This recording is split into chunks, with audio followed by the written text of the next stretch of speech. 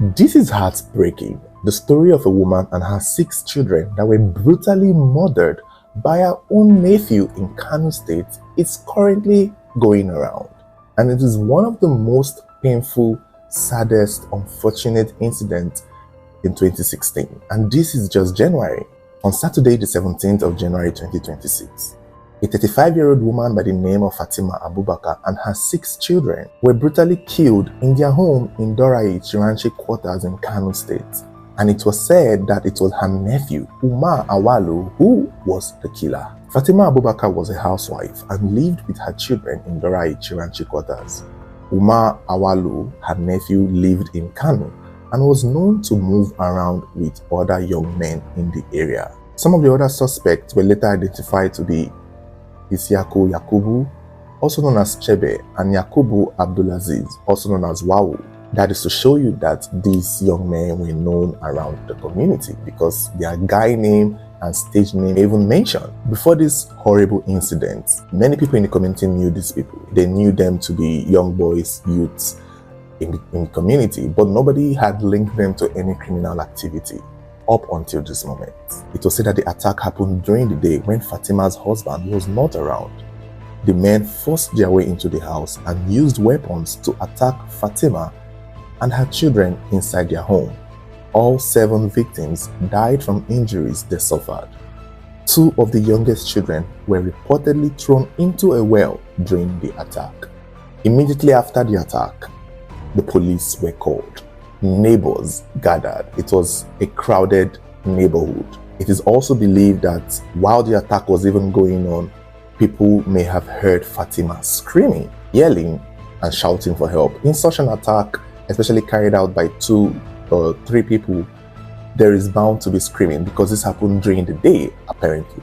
By the time neighbors could get into the mix, the killers had already gone. The police and other youths and members of the community came in to see what was going on. That was when they discovered the horrendous, horrible sight of this woman's battered body along with her children's body. When the police arrived, the bodies were taken into the Murtala Muhammad Specialist Hospital in Kano, where they were all confirmed dead. Later that night, into the early hours of the next day, the 3 suspects were arrested. They were 23-year-old Umar Awalu, that is Fatima's nephew, a 23-year-old man, 40-year-old Isiaku Yakubu, and 21-year-old Yakubu Abdulaziz. Umar Awalu, Fatima's nephew, was identified as the leader of the group. Items recovered from the suspect included the blood-stained clothes, 2 mobile phones belonging to the victims, cash taken from the house, a cutlass, and other weapons. And further investigation and confession linked the same group of guys to other violent attacks in Kano, including a previous incident involving the killing of 2 housewives in Tudun Yola quarters. It was being said that this previous attack happened in November of 2025, and in that attack, Umar killed another of his aunts from his mother's side. It's unclear what led to these killings, but there are claims of it being connected to some sort of inheritance in the family. We still don't know why he's doing this. We still don't know why he's coming after his family members. And I think that is the easiest way to get somebody, because I'm sure when Fatima is in the house and someone knocks on the door and he sees it to be her nephew, she would most likely trust him. And that is how you gain entrance and kill a whole family member. But the nature and the way he killed these people are so brutal, so merciless, so devilish, and so evil in relating to what you would have thought it's armed robbery. You would have thought, okay, he came to steal a mobile phone, which is something he can do without even having to hire 2 other grown men with him. If he had come to steal money, because I don't know how much he would have gotten from the house, because they say he stole money, how much could he have gotten? That is what's killing all 7 members of this family, including throwing the younger ones into a well. This is diabolic. This is not robbery. This is not stealing. This is not because of a mobile phone. So I believe it's much more than this, given the fact that most likely killed an aunt, another relative, the year before in November of 2025. So this is just 2 months apart. I'm sure if he had gotten away with Fatima and her children, there's most likely another relative of his that he would want to kill too.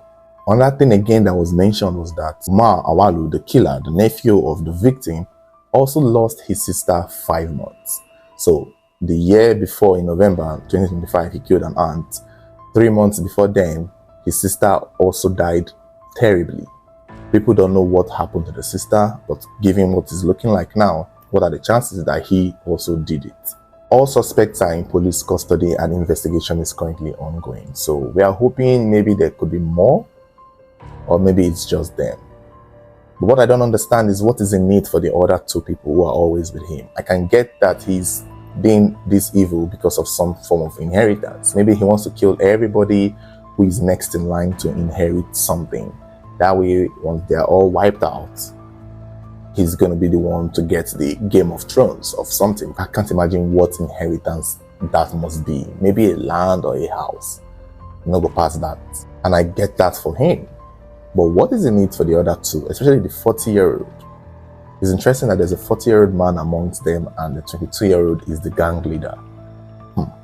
This is quite unfortunate. It's really unfortunate. It's really sad. Such a beautiful family, beautiful woman, beautiful children, teenage daughters. It's unfortunate. The way they were killed was quite sad. The people in the neighborhood are shocked and they don't even believe that this is something that could ever happen in their community. They are calling it one of the most brutal murder in Kano State they've seen in years. The last time we talked about a case like this in Kano was about that little girl, if I remember correctly. It's really painful. This is just too much pain. I feel bad for the husband who would have to come home and see his entire family gone with the wind. It's unfortunate.